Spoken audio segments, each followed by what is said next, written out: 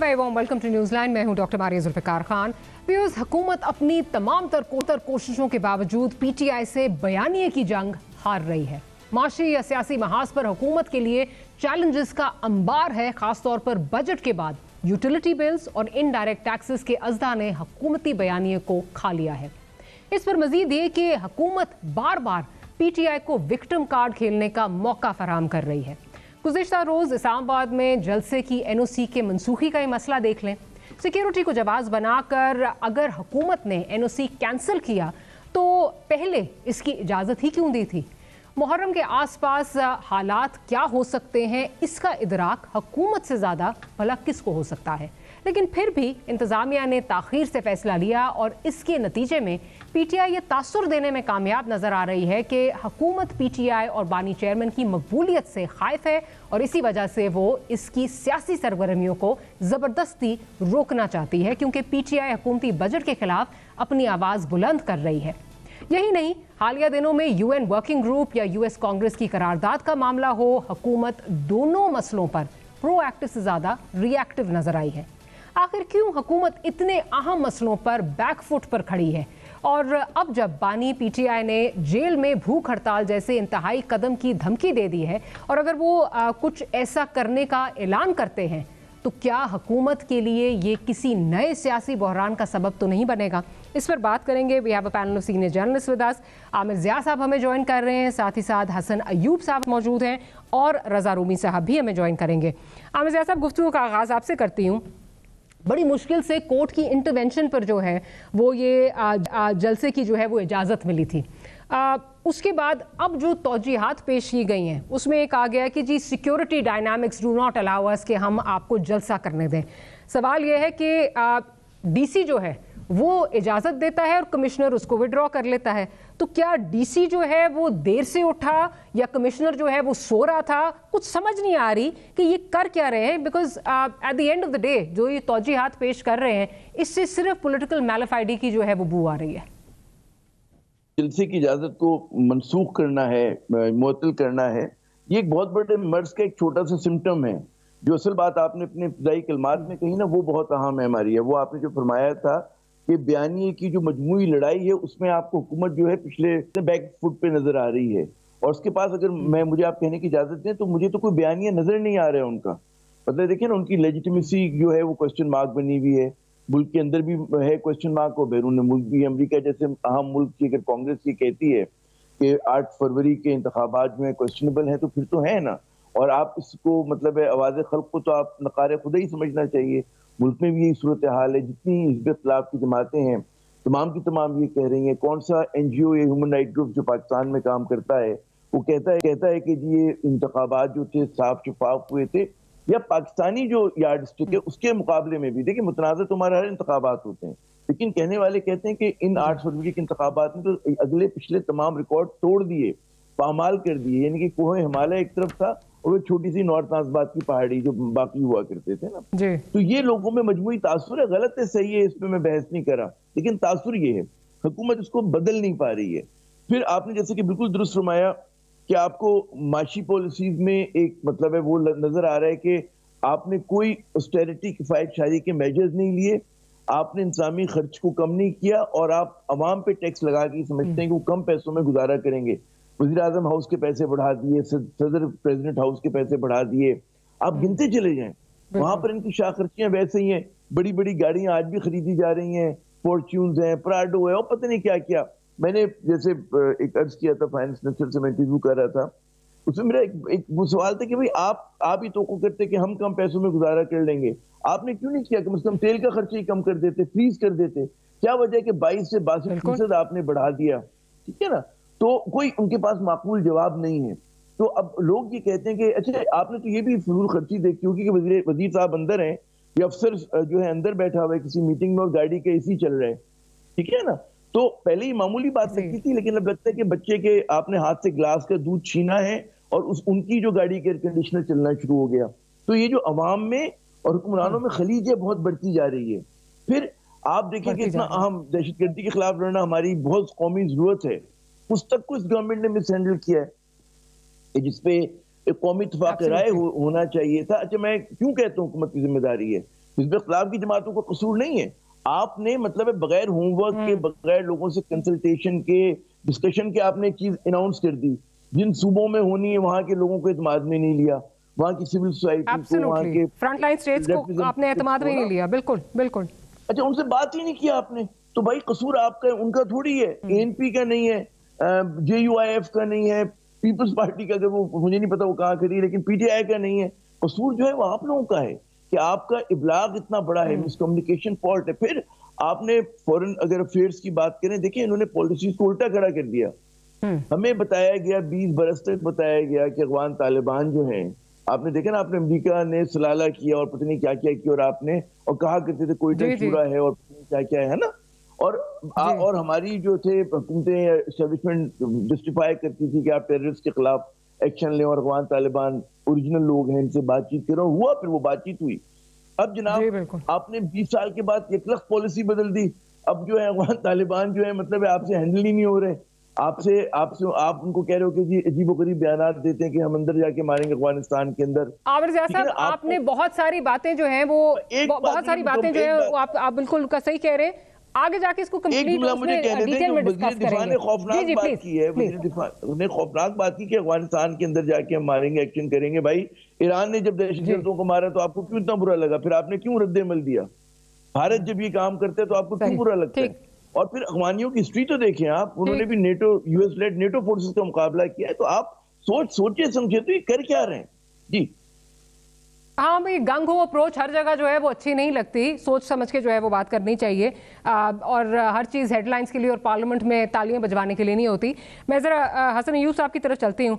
हसन साहब, क्या हुकूमत को इतना ज़्यादा आपको लगता है, क्योंकि खौफ है इमरान खान साहब का, इमरान खान साहब की पॉपुलैरिटी का, और फिर ऑफ कोर्स उसके साथ कपल्ड जो अपने इस वक्त इकदामात हैं, कि हुकूमत ये जो है वो इजाज़त नहीं दे रही उनको कहीं भी जो है वो जलसा करने की? मतलब ये आफ्टर थॉट जो आई है कि जी कमिश्नर जो है वो मनसूख कर रहा है, DC ने दे दी थी, हमें याद नहीं था, पता नहीं था कि हालात कैसे होंगे, मुहर्रम आ रहा है, ये बड़ी आफ्टर थॉट्स जो है लगती हैं। मतलब आप ये देखें, यहाँ पे D चौक है, वहाँ की इजाज़त नहीं मिली, F9 पार्क वहाँ की नहीं मिली, फिर उसके बाद आप रवात की बात करें, वहाँ की नहीं मिली, दूर जाके तरनौल की मिली, और उसको भी आखिरी मिनट पे जो मनसूखी जिस तरह की है, उससे तो बार बार ये तासुर मिल रहा है, और हुकूमत ये खुद तासुर दे रही है कि इमरान साहब एक बहुत मकबूल लीडर हैं और हम उनको काउंटर किसी तरह करना चाहते हैं। नहीं, लेकिन बिल्कुल ये एक तासुर यकीनी तौर पर कुछ लोगों को इस तरह का तासुर जरूर मिला है, लेकिन इस तासुर के साथ साथ ये तासुर भी जोर पकड़ गया है कि तहरीक-ए-इंसाफ को आज भी माफी नहीं है।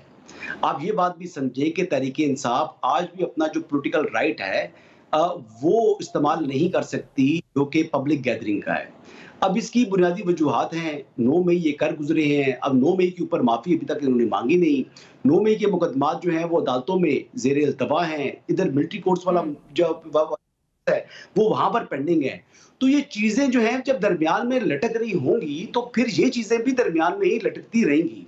इस तरह नहीं हो सकता कि वो मुकदमात जो है वो मंतकी अंजाम तक ना पहुंचे और यहाँ पर इनको जो है दोबारा पब्लिक गैदरिंग्स की और असेंबली की जो है इजाजत मिल जाए। तो ये डिलिबरेटली, मैं ये बिल्कुल ये बात आपकी इस बात से इत्तेफाक करता हूँ कि कोई अगर समझ रहा है कि जी वाकई मुहर्रम की वजह से हुआ है, तो ये बात नहीं है। मुहर्रम की शायद कोई एक आध वजह जरूर होगी, लेकिन बुनियादी वजह यह है कि तहरीक-ए-इंसाफ को जलसा नहीं करने देना। और तहरीक-ए-इंसाफ को जलसा क्यों नहीं करने देना? तहरीक-ए-इंसाफ ने रियासत पाकिस्तान की जो आपके हसास इदारे हैं उनके ऊपर हमला आवर रही है और उन लोगों को अभी तक सजाएं नहीं मिल सकी।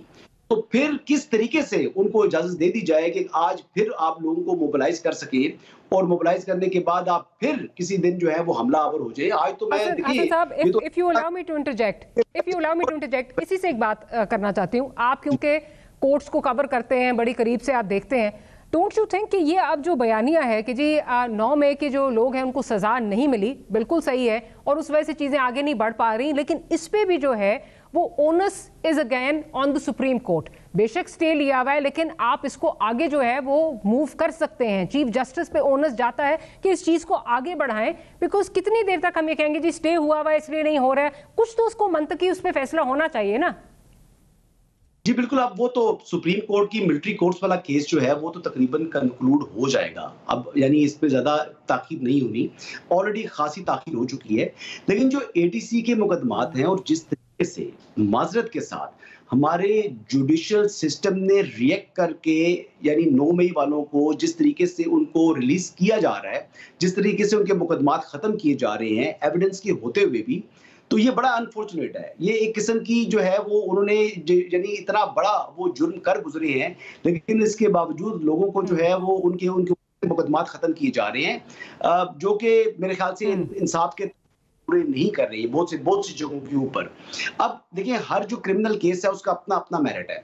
तो हर इंसिडेंट जो हुआ है 9 मई का एक हम नाम कि 9 मई में किस जगह किस मकाम के ऊपर जाकर किस शख्स ने क्या चीज जो है वो डिस्ट्रॉय की है, क्या पब्लिक प्रॉपर्टी को नुकसान पहुंचाया, हर एक जो है वो मेरिट्स हैं। तो इस लिहाज से हम लोग एक वेग सी जो स्टेटमेंट दे देते हैं कि जी 9 मई तो अब हो गया, अब 9 मई क्यों आपने पीटना है, 9 मई पर ही आपने ये करना है।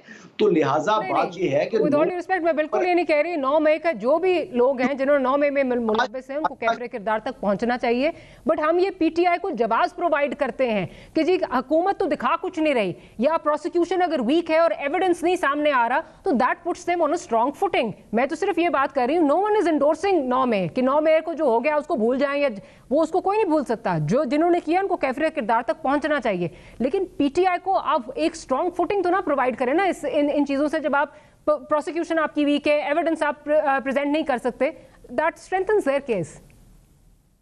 नहीं, देखिए कई जगहों के ऊपर प्रोसिक्यूशन मौजूद थी, लेकिन एक किस्म का जो सॉफ्ट कॉर्नर है वो आगे जो है वो बहुत ज्यादा आया और वो बहुत ज्यादा तरीके से सहूलतकारी जो है वो फराम।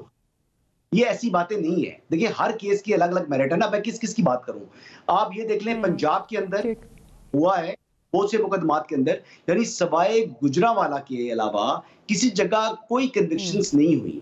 आप ये देख लें कि आपने केपी के आपको याद होगा कि कितना जो है वो रेडियो पाकिस्तान की बिल्डिंग को जला दिया गया। वो लोग तो थे ना, किसी एक बंदे को सजा मिली है? आप बताएं कि वो मोटरवे की जो टोल प्लाजा था नजर आते, किसी एक बंदे को सजा मिली है? क्या लाहौर के अंदर जो आपका कोर कमांडर हाउस है उसको जला दिया गया था, नजर आतिश किया गया, किसी एक बंदे को उसको मिली सजा? मियां वाली में तो तमाम के तमाम लोगों को उन्होंने जो है वो जमानत। आप बिल्कुल ठीक कह रहे हैं, but again because you know each case has its own merits and demerits. तो कहाँ एविडेंस क्या प्रेजेंट किया गया जिस पे कोर्ट ने जो है वो उस पर फैसला लिया, that remains to be seen कि क्या है वो। अगर उसकी डिटेल में जाएं तो पता चलेगा। अगर मुझे इजाजत है मैं जरा रजा रूमी साहब की तरफ चलूँ। रजा रूमी साहब, मुझे ये बताइए कि क्या आप नहीं समझते कि हुकूमत जो है वो इस वक्त जो उनकी अपनी माशी पॉलिसीज़ हैं जिसकी वजह से एक महंगाई का तूफान आया हुआ है इस बजट के बाद, और बिलखसूस जिस तरह अभी आमिर ज़िया साहब ने बड़ी डिटेल में बात की कि हैव्स और हैव नॉट्स के बीच में जो खलीज है वो बढ़ती जा रही है, और एक्सपेक्ट किया जा रहा है कि जो आपकी वर्किंग क्लास है, मिडिल क्लास है, उससे निवाला छीन कर जो है वो अपना जो है वो पेट पे जो है वो कमर कस लें अपनी और पेट पे पत्थर बांध लें, और दिया जा रहा है जो आपकी लीड क्लास है या आपकी ब्यूरोक्रेसी है, ये तासुर मिल रहा है। तो आप क्या समझते हैं कि जो in the backdrop of all of this PTI जब जलसा करना चाह रही है, ये भी एक वजह है कि हुकूमत नहीं करने देना चाह रही उनको जलसा, कि कहीं कोई मोमेंटम ना बिल्ड हो जाए जो किसी तहरीक में बदल जाए। जो हसन बात कर रहे हैं, I agree with that is well, वो भी एक ग्राउंड रियलिटी है, बट क्या आप समझते हैं ये भी कहीं ना कहीं जो है सोच पाई जाती है? देखिए डॉक्टर मारिया, बात यह है कि अगर पाकिस्तान में एक आइन मौजूद है और जमहूरियत अगर बराए नाम जितनी भी मौजूद है, तो उसमें हर सियासी पार्टी को और सियासी ग्रुप को यह हक है कि वो जलसा भी करें, जुलूस भी निकालें, और जो उनके जमहूरी हकूक आइन ने उनको तहफ़्फ़ुज़ दिया है उस पर वो उनको इम्प्लीमेंट करें। और शर्त यह है कि वायलेंस ना हो, पब्लिक प्रॉपर्टी को डैमेज ना किया जाए, तोड़फोड़ ना की जाए। बिल्कुल ये चीज़ें हर जगह होती हैं, लेकिन ये इस वक्त तो एक इंतहा कर दी हुई है पाबंदी की, और यही वजह है कि लोगों में और ख़ुसूसन तहरीक इंसाफ के जो वर्कर्स हैं उनमें सख्त गमो गुस्सा है इसी बात पर कि एक बहुत हद तक आगे ले गए हुए हैं। ये मामला ठीक नहीं है। 9 मई के वाक़यात और केसेस अब अपनी जगह हैं, उनकी प्रोसिक्यूशन होनी चाहिए। आप भी सही कह रही थी कि प्रोसिक्यूशन और एविडेंस और अदालती निज़ाम जो है, जो उसमें रखने या मसाइल हैं उनको देखना वो एक अलग मामला है। लेकिन अब तहरीक इंसाफ जो है वो उसके मेंबरान पार्लियामेंट में भी हैं, उन्होंने इंतखाबात में अच्छी खासी नशस्तें भी हासिल की हैं, अगरचे के बहैसियत आज़ाद उम्मीदवारों के। लेकिन अब ये वक्त नहीं है कि उनके ऊपर अननेसेसरी पाबंदियां लगाई जाएं और उनको मजीद दबाया जाए, क्योंकि उससे कोई फायदा नहीं। ये काउंटर प्रोडक्टिव होती हैं ये चीजें, हम तारीख में देख चुके हैं। और ये जो हुकूमत है इस वक्त मौजूदा, जिसमें कि वो पार्टियां हैं जो जमहूरियत की अलम बरदार हैं, खसूसन पाकिस्तान पीपल्स पार्टी और पाकिस्तान मुस्लिम लीग नून, तो उनको तो ये चाहिए ना कि ये जो काम हो रहा है ये पहले वो भुगत चुके हैं, तो वो क्यों इसको रिपीट कर रहे हैं? क्योंकि जब ये सिलसिला अगर वो नहीं बंद करेंगे तो फिर ये सिलसिला तो आगे चलता रहेगा। और 1-2 साल की बात है, ये हुकूमत का तख्ता उल्टा और तहरीक इंसाफ आ गई तो फिर क्या यही रिपीट हम देखेंगे? पाकिस्तान की आवाम को भी तो कुछ ब्रेक मिलना चाहिए ना इस तमाशे से और इस जैसे जी विशियस साइकिल से, और इसका कोई फायदा नहीं है। देखिए, दबाना, लोगों को गमो गुस्सा करना, एहतजाज जरूरी होता है। और एक पार्टी का अगर सरबराह, उसके लीडरान वो समझते हैं कि उनको गलत, ये उनका व्यू है और उनको ये हक है ये व्यू रखने का। आप और मैं ना अग्री करें बेशक, लेकिन ये उनका हक है कि उनको डेमोन्स्ट्रेशन की इजाजत दी जाए। हम उसकी सपोर्ट नहीं कर सकते वो चीज जो आईनी हकूक के ऊपर जो है वो डाका डाले। जी मारिया। बिल्कुल। आमिर ज़िया साहब, क्या आप समझते हैं कि इस वक्त जो ऑब्वियसली जिस तरह रजा बात कर रहे हैं, वाइब्रेंट ऑपोजिशन जो है वो हर माशरे में जो है, हर डेमोक्रेटिक माशरे में बिल्कुल होनी चाहिए, लेकिन जिस तरह हुकूमत इस वक्त पीटीआई को जो है वो कट टू साइज करने में इस वक्त बिजी है। अगेन जो अभी आप ऑपरेशन की बात कर रहे थे उसमें भी पीटीआई के खदशात हैं कि कहा तो जा रहा है कि आईबीओज होंगे, लेकिन आईबीओज की गार्ड में, under the guard of the IBOs, ये ना हो कि हमें मजीद दीवार के साथ लगाया जाए। जो भी मैं रजा से बात कर रही थी कि कहीं ये खौफ मौजूद है कि अगर ये एक मुनज़्ज़म तहरीक बन गई तो हमारे लिए मसला हो सकता है, बिकॉज इस वक्त अवाम का जो एक प्रेशर आ सकता है, या अवाम जो है, अवाम को मोबिलाइज करने में पीटीआई जो है वो कामयाब हो सकती है, बिकॉज अवाम इस वक्त खुद पिसे हुए हैं। कहीं ये खौफ मौजूद लगता है आपको? यकीनन ये खौफ होगा, लेकिन आप ये सोचिए कि क्या जलसे की इजाजत ना देकर हुकूमत अपने आप को लेजिटिमाइज या मकबूल बना सकती है? एक बहुत बड़ा सवाल है कि जब आप किसी को इजाजत नहीं देते, बाज़ औक़ात होता है कि जब आप जलसे जुलूस की इजाजत देते हैं ना, तो वो आपकी भाप निकल जाती है, कैथारसिस निकल जाता है, तो पता चलता है कि इतना बड़ा मामला नहीं था। लेकिन जब आप पाबंदी लगा के रखते हो तो उसका मतलब ये है कि आप उस खौफ को ज्यादा बढ़ा रहे हैं, आप गैर यकीनी सूरत हाल को ज्यादा बढ़ावा दे रहे हैं। कथा कलामी की माफी, एक तरफ ये भी सोच पाई जाती है, बिकॉज जब पीटीआई को इजाजत मिल गई तो उन्होंने कहा जी ये तो 11th आवर पे थी, बाबर सत्तार साहब की कोर्ट में उन्होंने कहा ये तो 11th आवर पे थी, काश हमें पहले बता दिया होता है, तो बहुत देर से है। सो हैविंग सेड दैट, जो आप बात कर रहे हैं गुब्बारे में से हवा निकल जाती, शायद पीटीआई इस तरह लोगों को मोबिलाइज ही ना कर पाती और दूध का दूध पानी का पानी हो जाता। फर्ज करें कि अब सब लोग एक्सपेक्ट करते हैं कि कोई मिलियन लोग जमा होंगे, फर्ज करें ना होते, फर्ज करें कम लोग होते, क्योंकि उनकी स्टार अट्रैक्शन जो इमरान खान है वो तो जेल में है, तो कितने लोग, ये अब ये हम सब गेस्ट वर्क कर सकते हैं ना, वी कैन ओनली स्पेकुलेट क्या सराई होगी। जी बिल्कुल। तो अच्छा होता है कि भाई आप जलसा करने दें, बात खत्म हो गई है। अच्छा, ये बिल्कुल जो रजा की बात को मैं एंडोर्स करूंगा, देखिए जो लोग 9 मई में मुलविस थे उनको आप पकड़ के सजा दे दें। अच्छा, उसमें भी मतलब है बात हुई थी, कसूर तो आप ही का जा रहे हैं ना कि आप 1 साल से ज्यादा कर्जा हो गया, क्यों नहीं दे पा रहे? ठीक है ना, जब आपने कैद भी रखा हुआ है, पकड़ा हुआ भी है, तो आप करें उस चीज को। तो और लेकिन जो लोग मुलविस नहीं है, इसीलिए वो बाहर हैं जेल से, तो उन्हें तो आप अपनी जो नॉर्मल एक होती है ना कि एहतजाज करना, प्रोटेस्ट करना, जलसा जुलूस करना, आप करने दें। और उसकी वजह से देखिए, अभी जो मुझे खौफ आ रहा है, जो हम सूरत हाल को देख रहे हैं, कि ये चीजें सस्टेनेबल नहीं है पाकिस्तान में, बहुत अरसे तक नहीं कर सकते। शहबाज शरीफ जो हुकूमत जो इकदाम कर रही है, जो उसके इरादे हैं, जो अभी तक माजी में किया है, मैं, हमारे कुछ लोग मजाक कर रहे हैं कि ज़ियाउल-हक साहब भी शर्मिंदा होंगे कि मुझे इतने ब्रिलियंट आइडियाज क्यों नहीं आए। ठीक है ना, कि बाज लोग तो कहते हैं कि उस जमाने में ज़ियाउल-हक बहुत आपको बड़े लगते होंगे कि उन्होंने बहुत जबर किया, जिन्होंने नहीं देखा उन्हें आज का दौर लगता है, तो वो समझते हैं कि उसको भी बाईपास कर दिया, उसको भी पीछे छोड़ दिया। ठीक है, ये आ गई बात। अच्छा, फिर अगर आप अभी हम लंदन में, इंग्लैंड में इलेक्शन हुए, यूके में, तो लोग कहने जी लेबर इतनी मकबूल नहीं थी, बल्कि कंजर्वेटिव्स को रिजेक्ट कर दिया गया।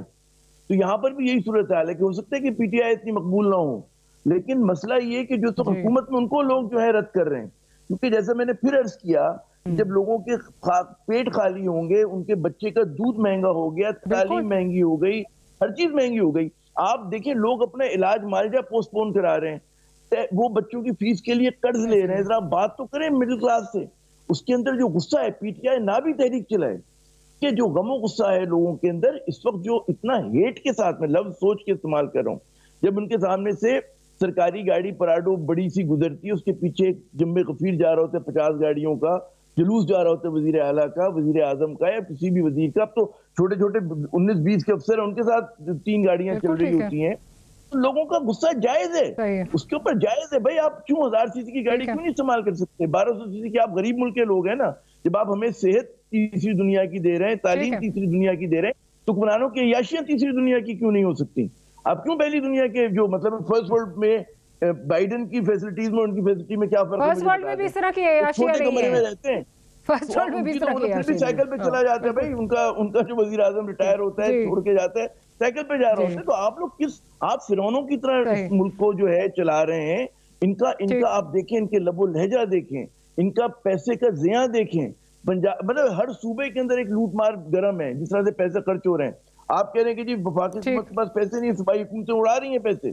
तो बात ये हो रही कि पूरा सिस्टम कोलैप्स कर रहा है। इनको बेशक नजर ना आ रहा हो, लेकिन लोगों में खलीज बढ़ रही है। और उसके अंदर फिर जितना आप सख्ती से कीजिए, जैसे आपको परवाह ही नहीं है लोगों की, ना आप मशवरा करना चाहते हैं, ना बात करना चाहते हैं। आप में गिरौनत है, आप में तकब्बुर है, वो गरूर है, लेकिन ये बहुत अरसे तक नहीं चलेगा। तो मेरा ख्याल है आमिर ज़िया साहब, सबको अपनी फीफडम्स जो हैं वो बहुत प्यारी हैं, सबको अपनी अपनी फीफडम्स जो हैं वो मिली हुई हैं, वहाँ पे सब जो हैं वो खुश हैं। और उससे आगे मेरा ख्याल है ना वो देख सकते हैं और ना वो देखना चाहते हैं। इट्स क्वाइट अनफॉर्चुनेट बिकॉज ये सिस्टम इस तरह ज़्यादा देर सस्टेन तो नहीं कर सकता। एंड स्पेशली जिस किस्म के जो इस वक्त इकदाम लिए जा रहे हैं इकॉनमी की बिहाफ पे, मैं आज भी पढ़ रही थी, बताया जा रहा है जी रिटेलर्स के लिए कोई नई स्कीम आ रही है, क्योंकि वो स्कीम जो 30 अप्रैल को ख़त्म हो गई थी, उसमें सिर्फ इस वक्त 44,000 लोग जो हैं वो रजिस्टर हुए हैं। तो हम वही एक्सपेरिमेंट बार बार करके एक्सपेक्ट करते हैं कि हमें डिफरेंट रिजल्ट्स मिलेंगे, but unfortunately that's the definition of madness. एक छोटी सी ब्रेक लेते हैं, ब्रेक के बाद हाजिर होते हैं। बानी चेयरमैन पीटीआई ने भूख हड़ताल का जो एक धमकी दे रखी है उस पर बात करेंगे। Will be right back.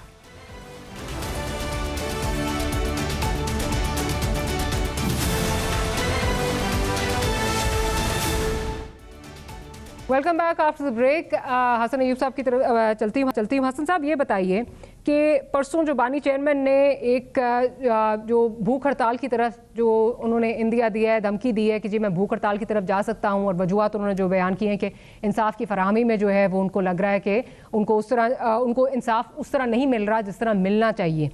आपको क्या लगता है कि क्या ये सिर्फ हुकूमत का रिएक्शन गेज करने के लिए है, या ये वाकई भूख हड़ताल हो सकती है, ये कर सकते हैं भूख हड़ताल? नहीं, डेस्परेट है वो भूख हड़ताल कर सकते हैं। डेस्परेशन उनकी बड़ी जो है वो आप ये कह सकते हैं कि उसका जवाब मौजूद है। डेस्परेशन की वजूहात आपके सामने अमरीकी जो ऐवान नुमाइंदगान की जानिब से भारी अक्सरियत से रेजोल्यूशन का पास होना, उसके बावजूद हुकूमत का उसको खातर में मत ना लेकर आना। अब इसके साथ साथ आप ये देख लें कि यूएन के जो वर्किंग ग्रुप था, जिस तरीके से उन्होंने अपनी एक ओपिनियन दी, उसके ऊपर भी उसको जो है वो कोई प्रेशर नहीं लिया हुकूमत ने। और दूसरा, इनके जो साथी हैं वो इनको मालूम है कि जितने भी लोग इस वक्त बाहर हैं वो अपने अपने ओहदे एंजॉय कर रहे हैं, और उनकी रेलेवेंसी तब है कि बानी चेयरमैन तहरीक इंसाफ जेल में रहे। तो वो इस हवाले से कोई अमली इक़दाम नहीं कर रहे। अब ये जो करना था, ये जलसे के लिए भी जो उन्होंने कितनी कुछ संजीदा जो है वो की हैं, काविशें की हैं। और देखिए कि बैरिस्टर गोड साहब ने फौरन ऐलान कर दिया जी कि जलसा नहीं करना। हालांकि कल रात तक तो ये फरमाया जा रहा था कि जलसा तो होगा और हर सूरत होगा और हर कीमत पर होगा, लेकिन फिर इजाजत नहीं मिली। और वो बहुत अच्छा किया उन्होंने। हसन साहब यही तो बात कर रहे थे कि हुकूमत अगर अलाउ कर देती तो दूध का दूध पानी का पानी हो जाता, क्योंकि उनकी प्रेपरेशन उस तरह नहीं लग रही थी, लग नहीं रहा था वो लोग जो है वो मोबिलाइज कर सकेंगे। तो उन्होंने तो मौका गनीमत समझा कि किसी तरह हुकूमत ने जवाब फराम की और हम जो है वो विक्टिम कार्ड हम खेल सकें। हुकूमत को तो करने देना चाहिए था जलसा। कार्ड सिर्फ इस मामले के लिए वो खेलेंगे, जरूर खेलेंगे। ये आप जो बात कर रही है वो दुरुस्त फरमा रही हैं, लेकिन अगर आप ब्रॉडर पिक्चर में देखें तो फिर इनको असेंबली की जो है वो परमिशन नहीं दी जा सकती जब तक 9 मई वालों के खिलाफ कार्रवाई ना हो जाए। अब देखें, इमरान खान साहब की जो फ्रस्ट्रेशन है वो बढ़ती जा रही है, और जो भूख हड़ताल की वो उन्होंने जो एक किस्म की बात की, धमकी दी है, वो भूख हड़ताल भी जो है वो कर सकते हैं। अब वो भूख हड़ताल करने से क्या हुकूमत के ऊपर कोई फर्क पड़ेगा, वो अंडर प्रेशर आएगी? तो मेरा नहीं ख्याल कि हुकूमत ने को प्रेशर लेना है। उनका प्रेशर दे रही, क्योंकि उन्होंने हर किस्म का हरबा आजमा चुके हैं। उन्होंने 1971 वाली वीडियो भी ट्वीट करा के देख ली, उन्होंने SIFC वाला मामला भी जो है वो उठा के देख लिया, उस पर उसको भी मुतनाज़ा बनाकर देख लिया। इसके साथ साथ उन्होंने फॉर्मेशन कमांडर कॉन्फ्रेंस के ऊपर भी जो है वो हमले जो है वो कर लिए अपने। तो इससे ऑब्जेक्टिव क्या अचीव हुआ? क्या इमरान खान रिहा हो गए हैं? इमरान खान साहब को बखूबी इल्म है कि ये सब करने के बाद अब उनकी रिहाई का दूर दूर तक कोई इम्कान नहीं है। और मैं ये बात बड़ी वाज़ेह और टोक अंदाज से एक मरतबा जो है वो पहले भी कर चुका हूं और आज फिर वो उस बात को रिपीट कर देता हूं। जो लोग ये समझ रहे हैं कि ये 12 जुलाई तक इमरान खान साहब जो है वो इद्दत केस खत्म हो जाएगा और इद्दत केस बज़ाहिर जो दिखाई दे रहा है, इसमें बुशरा बेगम और इमरान खान इक्विट हो जाएंगे अपील के अंदर। अगर उनका इक्विटल हो भी गया, इसके बावजूद इमरान खान साहब रिहा नहीं होंगे और उनका एक मतलब सालों पर मजीद केसेस बन जाएंगे। जी, एक बात कहने की इजाजत दीजिएगा, मजीद केसेस की वो जी मैं आती हूँ साहब, और हसन साहब को जरा कंप्लीट करने दीजिए। जी हसन साहब। नहीं, आपने कोई सवाल कर रही थी, मैं सवाल मिस कर गया हूँ।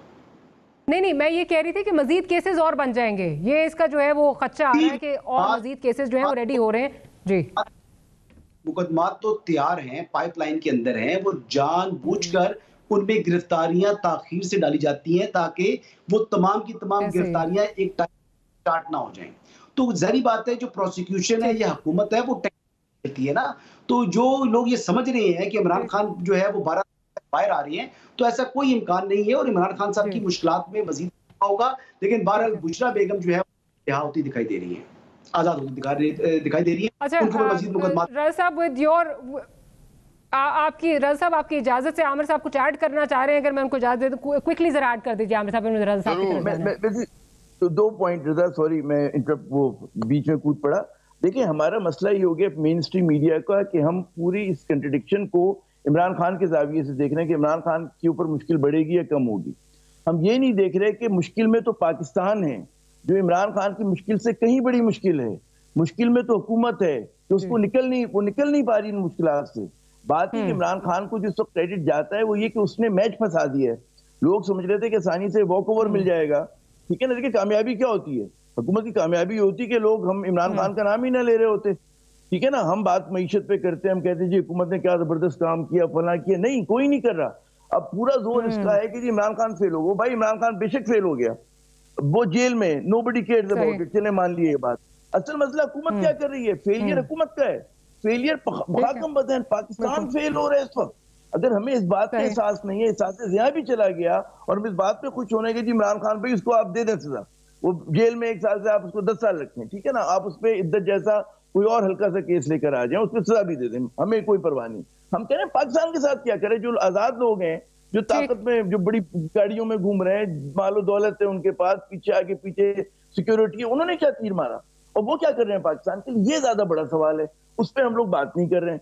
तो इमरान खान इधर सेकेंडरी स्टोरी जी बिल्कुल इस पे आगे जाके भी मैं जो I like to dilate more on this, लेकिन क्योंकि ये जो एक इंप्रेशन दे रही है हुकूमत के, इधर कंप्लीटली अनफेज्ड, उनको कोई फर्क नहीं पड़ा यूएन में क्या हो रहा है, कांग्रेस में क्या हो रहा है। But the flip side is कि बाहर से आके लोग आपको बता रहे हैं आपको पॉलिटिकल स्टेबिलिटी चाहिए, आप पॉलिटिकल स्टेबिलिटी नहीं लाएंगे तो इन्वेस्टर कॉन्फिडेंस नहीं आएगा। और ऐसे में एक जो आपका लीडर ऑफ जो सबसे बड़ी पार्टी का लीडर है वो भूख हड़ताल की बात कर रहा है तो वो अनसर्टेनिटी तो ज्यादा फैलेगी, तो आप अपने मकासद में कामयाब तो होते नजर नहीं आ रहे। इस पे आगे बात करती हूँ। रज़ साहब, जो भूख हड़ताल की बात है, कमिंग बैक टू इट, क्या आपको लगता है कि हुकूमत पर कोई दबाव बढ़ सकता है इसका, या हुकूमत इसका दबाव लेगी, या जैसे अभी हसन कह रहे हैं कि the government seems to be unfazed, उनको कोई फर्क नहीं पड़ता?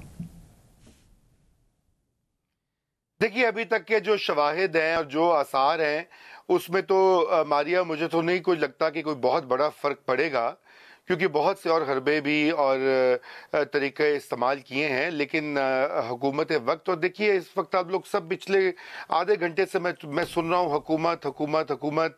देखिए, बात अगर करनी है तो बात तो फिर खुलकर करनी चाहिए ना।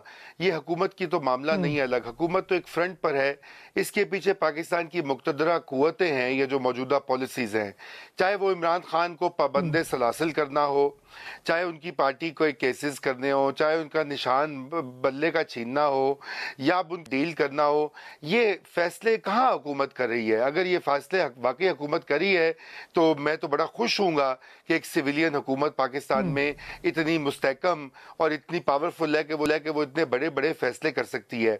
बात यह है कि आपको अच्छी तरह, हम सबको पता है, पूरे मुल्क को पता है, जाने ना जाने गोली ना जाने बाग तो सारा जाने हैं कि मामला कहाँ पर है। मामला इस्टेब्लिशमेंट बमुकाबला इमरान खान साहब है। मामला शहबाज शरीफ बमुकाबला इमरान खान नहीं है, ना ही नवाज शरीफ बमुकाबला इमरान खान। वो होता था और शायद जब वो खान साहब निकलेंगे दोबारा कभी इक़्तिदार में आएंगे तो फिर वो बना देंगे इस मामले को। अभी तो मामला ये है कि इस्टेब्लिशमेंट ने एक पॉलिसी बना ली हुई है, उन्होंने कुछ रेड लाइंस खींच ली हैं और उन रेड लाइन से वो पीछे नहीं हट रहे।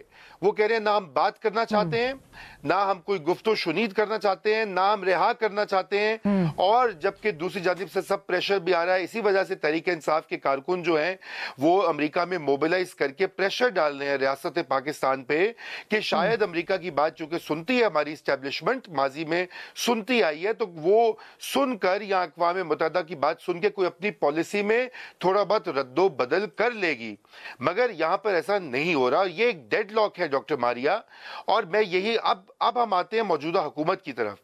क्या मौजूदा हुकूमत को चुप कर ये तमाशा देखना चाहिए? एक सेक्शन कहता है हाँ जी इनको लड़ने दो, ये इनका आपस का मामला है, लेकिन बहुत से ऐसे बहुत शऊर लोग हैं वो कहते हैं कि ये मामला इमरान खान का नहीं है या एक पार्टी का नहीं है, ये पाकिस्तान में जमहूरियत के मुस्तकबिल का सवाल है, पार्लियामेंट का सवाल है, इस मुल्क के आइन का सवाल है। अगर आपको जो सियासतदान मौजूद है उनको इनिशिएटिव लेना चाहिए। मियां नवाज शरीफ जैसे पुराने मंजे हुए सियासतदान या जरदारी साहब जैसे वो लोग जो कि बड़े जवार भाटा से गुजरे हैं, हालात और वक्त की गर्दिश से गुजरे हैं, ये उन पर फर्ज बनता है कि वो इस मुल्क में जमहूरियत को बचाएं।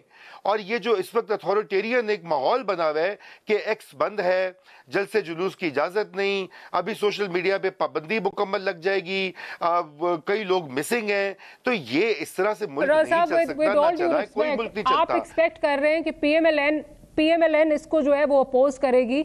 आपके सामने जो डेफेमेशन लॉ है वो कौन सा सूबा लेके आ रहा है? एक चीफ मिनिस्टर जिनसे बहुत एक्सपेक्टेशंस थी वो जो है वो ये इस तरह का लेके आ रही हैं, जो कल तक कहा करती थी मैं मीडिया की आज़ादी में बहुत ज़्यादा बिलीव करती हूँ। इस वक्त भी पंजाब जो है उसने लीड ली हुई है, जो ये आप अभी बात कर रहे हैं सोशल मीडिया, चाहे under the garb of Muharram insecurity, Punjab ने लीड ली हुई है कि जी इनको सबको बंद करना बहुत ज़रूरी है। कल उन्होंने गालिबन परसों बल्कि गालिबन उन्होंने उलमा इकराम से भी जो है वो मुलाकातें की हैं। सो हैविंग सेड दैट, ये तो मतलब ऑपोजिशन की जो नारे और जो बातें होती हैं और जो बयानिए होते हैं वो और होती है। ये मैं और आप तो अच्छी तरह जानते हैं, जब हुकूमत में लोग आ जाते हैं तो फिर सिर्फ इक़्तिदार नजर आता है। बस जी, ये आपने बड़े अफसोस की बात है कि ये जिन लोगों से जो लोग जमहूरियत का राग अलापते रहे हैं और वो कहते रहे जी मुझे क्यों निकाला और सिविलियन सुप्रीमेसी और आइन की हुक्मरानी, आज वही मुल्क में जमहूरियत की जो जड़ें हैं उसको खोखली करने में अपना हिस्सा डाल रहे हैं। देखिए, जहां तक ये बाकी मामलात का ताल्लुक है, अच्छा कुछ तकाजे और कुछ बर्डन्स होते हैं गवर्नेंस के पाकिस्तान में। पाकिस्तान की एक तारीख है और बड़ी अच्छी बात है कि मैंने देखा है पीटीआई को पार्लियामेंट का याद आ गई है। सुप्रीमेसी की बात करते रहते हैं, वो कहते हैं जी पार्लियामेंट में होना चाहिए। अपने जमाने में पार्लियामेंट को घास नहीं डाली, ऑर्डिनेंस पे ऑर्डिनेंस जारी। तो लेकिन ये कि अब ये वक्त है, देखिए हर क्राइसिस में डॉक्टर मारिया अपॉर्चुनिटी निकलती है। मैं उन लोगों में से नहीं हूं जो कि कनूतियत और मनफी बातों का राग अलापे कि जी वो लुट गए, मर गए, मैशत तबाह हो गई, कुछ नहीं हो रहा। बिल्कुल नहीं, ये क्राइसिस से अपॉर्चुनिटी निकलती है। कोई लीडर निकलकर, एक या दो भी लोग निकलकर इस मुल्क की सिमत को ठीक कर सकते हैं सिविलियन क्लास में से, लेकिन वो कहां है? अब you and I can hope against hope. We can hope against hope.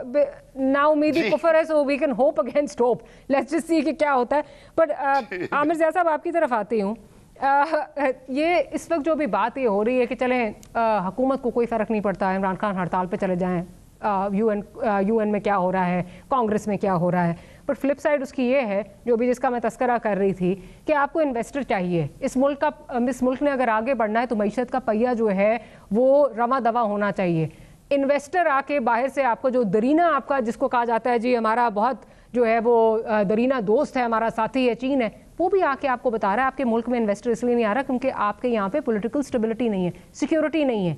ऐसे में आपका ऑपोजिशन लीडर जो है, बड़ी पार्टी का लीडर, वो जा रहा है हड़ताल पर, तो क्या ऑप्टिक्स आप दे रहे हैं, कौन आएगा? देखिए, जो रजा रूमी साहब की रजायत पसंदी है बड़ी अच्छी चीज है, लेकिन बाज़ औक़ात जब बुरहान आते हैं ना तो उसमें क्राइसिस में हीरो भी पैदा होते हैं, लेकिन बाज़ औक़ात तो नहीं कुछ होता और चीजें कोलैप्स कर जाती हैं। दोनों चीजों का अंदेशा होता है, क्योंकि अगर आप मारूजी हालात यानी कि ऑब्जेक्टिव कंडीशन देखें तो आपको नजर आएगा ना कि सोसाइटी में चेंज के लिए कौन सी फोर्सेस आगे बढ़ रही हैं। क्या कोई सियासी जमात है? हमारे समाज में शिद्दत पसंदी बहुत ज्यादा है, इंतहा पसंदी बहुत ज्यादा है, दम बर्दाश्त बहुत ज्यादा है हमारी सोसाइटी के अंदर। पूरे मुल्क के अंदर आपको लसानियत का एक मिलेगा, सूबाई असबियत मिलेगी, उसमें बहुत सारे हमारे कंट्रडिक्शन है, इसको हल होना है। अच्छा, उसके हल होने का तरीका यही जमहूरियत होती है, उसका आईन और कानून की बालादस्ती होती है। लेकिन लोगों में ये ख्याल जो है जड़ पकड़ता जा रहा है कि जनाब यहाँ तो ना कानून है ना आईन है। अब आइए आपके सवाल की तरफ कि वो जो मतलब इन्वेस्टमेंट, बात ये है कि जब मुकामी इन्वेस्टर अगर पैसा नहीं लगा रहा तो गैर मुल्की क्यों आएगा? अच्छा, जहाँ भी लोग पैसा मोहब्बत में नहीं लगाते कि जी उनको शहबाज शरीफ साहब बहुत अच्छे लगे, सूट बहुत अच्छा माशाल्लाह पहनते हैं, बातें बड़ी अच्छी करते हैं, वो ये देखते हैं कि जी रिटर्न क्या है, हमारे सरमाए को तहफ़्फ़ुज़ है या नहीं है। अच्छा, वो ज़ाहिर है कि नहीं है। यहाँ पर सूरत हाल ये है कि अगर अभी भी 20.5% अगर आपका डिस्काउंट रेट है, कौन आके यहाँ पर सरमायाकारी करेगा? आपने जितने बड़े कॉर्पोरेट ये जो पाकिस्तान बिजनेस काउंसिल है 100 से ज्यादा इदारों को रिप्रेजेंट करती है, ठीक है ना, उसमें उन्होंने क्या किया है कि उनको वो कह रहे हैं कि जी आपने इतने ज्यादा टैक्स हमारे ऊपर लगाए हुए हैं और उसमें बैनुल-अक़वामी कंपनीज भी हैं, तो क्या वो अपने हेडक्वार्टर्स में नहीं कहती होंगी जी पाकिस्तान में तो इतने हमारे ऊपर टैक्स हैं, हमें तो प्रॉफिट रिपेट्रिएट करने में मसला होता है, तो आपके ख्याल में कौन आएगा? तो आपने इस वक्त सूरत हाल की लोगों का गला घोट दिया आपने। देखिए, उन्हीं लोगों से टैक्स वसूल किया जो हमेशा से देते थे, तनख्वाहदार से आपने बिल्कुल ऐसे ही सैलरीड क्लास आपने कॉर्पोरेट से किया। आपने पैगाम ये दिया कि इस मुल्क में बड़ा बिजनेस मत बनाना क्योंकि हम तुम्हारा गला घोट देंगे, बड़ी कंपनी मत बनाना कि हम तुम्हें बिल्कुल तबाह करके रख देंगे। तो ये आप कर रहे हैं, उसमें आप कह रहे हैं अच्छा उसमें फिर आखिरी बात, अपनी कुर्बानी नहीं दे रहे, अपनी कुर्बानी नहीं दे रहे ये लोग।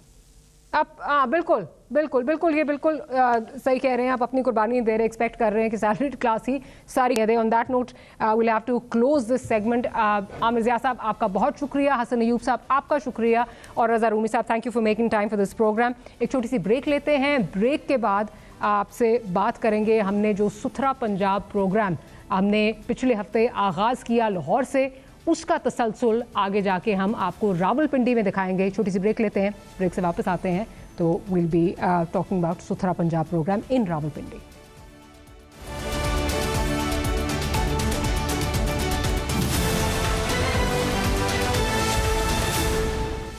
Welcome back after the break. जैसे कि हमने पिछले हफ्ते सुथरा पंजाब प्रोग्राम को एनालाइज करने के लिए अपने सफ़र का आगाज़ जो है वो लाहौर से किया था और आपको ये कहा था हमने कि पंजाब के मुख्तलिफ शहरों में हम जाएंगे और ये सफ़र जो है वो जारी रखेंगे।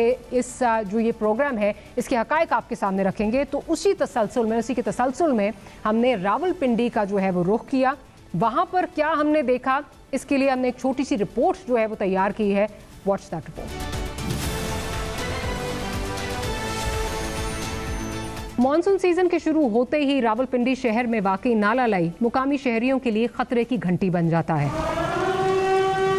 इस साल महकमा मौसमियात ने 30% ज्यादा बारिशों की पेशनगोई कर रखी है। रावलपिंडी शहर का नाला लाई 235 मुरब्बा किलोमीटर पर मुहित है, जो जुड़वा शहरों रावलपिंडी और इस्लामाबाद तक फैला हुआ है। 1981 से लेकर सन 2023 तक नारालाई की सैलाबी रैली की वजह से 4 लाख आबादी मुतासिर हो चुकी है। अब तक 74 अफराद की हलाकतें हो चुकी हैं, 742 मवेशी नालालाई की नजर हो चुके हैं, 1087 घर मुकम्मल तबाह हो चुके हैं और तकरीबन 2448 घर जुज़वी तौर पर तबाह हो चुके हैं।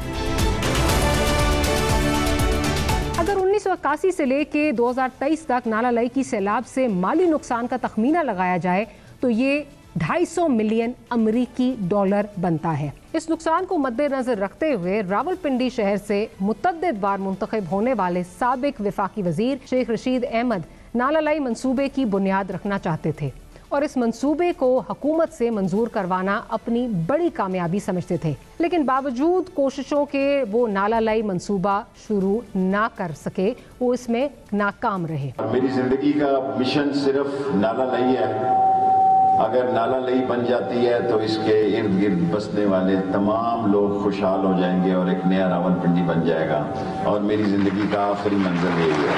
हालिया मानसून सीजन के नुकसान से बचने के लिए कमिश्नर रावलपिंडी ने नाला लई की सफाई मुकम्मल करने के लिए 10 जुलाई की डेडलाइन दे दी है, जबकि कचरा फेंकने वालों के लिए दफा 144 नाफिजुल अमल है। खिलाफ वर्जी करने वालों के खिलाफ सख्त कानूनी कार्रवाई का हुक्म भी दिया गया है। इन अहकामात की रोशनी में नाला लई की सफाई तो की गई है, मगर कचरा निकाल कर मुकामी दुकानदारों की दुकानों के सामने रख दिया गया है, जिससे ताफुन फैलने के साथ साथ बीमारियों का भी खदशा है और दुकानदारों का बिजनेस भी बुरी तरह से मुतासर हो रहा है। ये थोड़े दिन हो गए हैं, सफाई करके चले गए भाई, वापस तो नहीं आई। काम करते हैं यहाँ पे हम बाहर, तो मच्छर स्मेल वगैरह आती है, तो इसलिए बंदा बीमार वगैरह भी हो जाता है। तो मेहरबानी है कि ये उठाएं। कचरा उठाने के हवाले से जब मुकामी शहरी से पूछा गया कि कब तक ये कचरा उठाया जाएगा, तो इसका जवाब था कि जब तक हुकूमती आला हुकाम इस इलाके का दौरा नहीं करेंगे, ये ऐसे ही पड़ा रहेगा। जब तक कोई बड़ा नहीं आएगा ना, वज़ीर आज़म वगैरह या कोई चेकिंग के लिए, जब तक ये पड़ा रहेगा। जब वो आएगा उसको फिर दिखाने के लिए गाड़ियाँ आ जाएंगी। काम हो रहा है बड़ी तेज़ी से। जबकि मुकामी दुकानदारों ने दावा किया है कि मानसून सीजन तक ये कूड़ा ऐसे ही पड़ा रहेगा। जैसे ही मानसून खत्म होगा, ये नाला लई से निकाला गया गंद दोबारा नाला लई में फेंक दिया जाएगा। ये 20 साल से हो गई थी दुकान। जब भी ये सफाई मोम वाले आते हैं, यहाँ से ये कचरा उठाते हैं, बाहर लेके जाते हैं, लेकिन ये दोबारा अब ये जाएंगे ना, दोबारा अंदर फेंक देंगे। वाज़ेह रहे, हुकूमत पंजाब पहले से ही सुथरा पंजाब प्रोग्राम मुहिम का आगाज़ कर चुकी है, जिसके तहत पूरे पंजाब से पहले मरहले में कचरा उठाना था। सुथरा पंजाब के हवाले से हम पहले लाहौर का अहवाल आपके सामने लाए। इस हफ्ते हमने रावलपिंडी के मुख्तलिफ इलाकों की सफाई का जायज़ा लिया। इन इलाकों में बनी थाना, रावलपिंडी सर्कुलर रोड, गवाल मंडी, मोती महल और लियाकत बाग के इलाके शामिल हैं। सफाई के एतबार से ये इलाके पहले से कदरे बेहतर थे, मगर मुकम्मल तौर पर साफ नहीं थे। अलबत्ता लियाकत बाग रावलपिंडी वेस्ट मैनेजमेंट कंपनी के एहलकार काम करते ज़रूर नजर आए, और जब इनसे पूछा गया कि रावलपिंडी शहर की सफाई में कैसे बेहतरी लाई गई, तो इन्होंने 2 वजूहात बताई। एक कि वो 3 शिफ्टों में काम कर रहे हैं, और दूसरी वजह ये कि आला हुकाम का बहुत प्रेशर है। एक शिफ्ट आती है सुबह 6 से दिन 2 बजे तक, फिर दूसरी शिफ्ट आती है 3 से लेके रात 11 बजे तक, फिर रात को एक और तीसरी शिफ्ट आती है, वो 10 से लेके सुबह 6 बजे तक। ये हमारे पास तकरीबन कम से कम 100 से ऊपर यूसी हैं पूरी पिंडी में जो हमारे गाड़ियाँ जो है ना सफाई का काम कर रहे हैं। पीछे से अफसर घूमते फिरते, हमारे ऊपर भी प्रेशर है, उनके ऊपर भी प्रेशर है, तो हम ड्यूटी माशाल्लाह सही दे रहे। सुथरा पंजाब मुहिम से रावलपिंडी शहर की सफाई में बेहतरी तो ज़रूर आई है, मगर मुकम्मल तौर पर नहीं। अभी भी बड़ी हद तक काम करने की ज़रूरत है।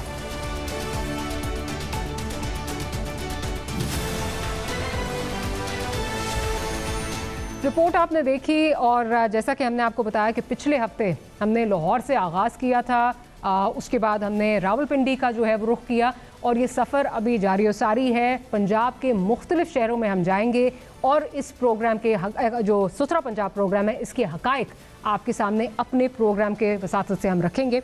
अगेन जिस तरह हमने आपसे वादा किया था और आपसे हमने नंबर भी शेयर किया था, तो आपकी बहुत सारी शिकायत, आपकी बहुत सारी फीडबैक जो है वो हमें मौसूल हुआ, जो कि हमने हुकाम बाला तक पहुँचाया। जितने भी जो एरियाज थे जो LWMC की ज्यूरिसडिक्शन में आते थे, वहाँ पर LWMC ने काम भी किया, जो प्रॉब्लम्स हैं वो रिजॉल्व भी की, लेकिन अभी भी बहुत सारे ऐसे इलाके जो हैं वो बाकी हैं जहाँ काम बेहतर हो सकता है। साथ साथ जो इलाके LWMC की जो ज्यूरिसडिक्शन है उसमें नहीं आते थे, वहाँ ऑफ कोर्स वो नहीं पहुँच सके, लेकिन नॉनदलेस हमने आपकी शिकायत जो हैं वो आगे तक पहुँचाई। अगेन आपको अगर लगता है, रावलपिंडी की हद तक भी आपको लगता है कि यहाँ पर काम जो है वो उस तरह नहीं हुआ, या कहीं जो गुंजाइश है रह गई, आपका इलाका जो है उसको कवर नहीं किया गया, तो आप जो नीचे इस वक्त नंबर आ रहा है आपकी स्क्रीन पर, जो कि है 0301-515-9900, इस पर आप व्हाट्सएप कर सकते हैं और अपनी शिकायत हम तक भेज सकते हैं, और हम आपकी शिकायत जो है वो हुकाम बाला तक ज़रूर पहुंचाएंगे। On that note we'll end today's programme. We'll see you next week. Good night, Allah हाफ़िज़।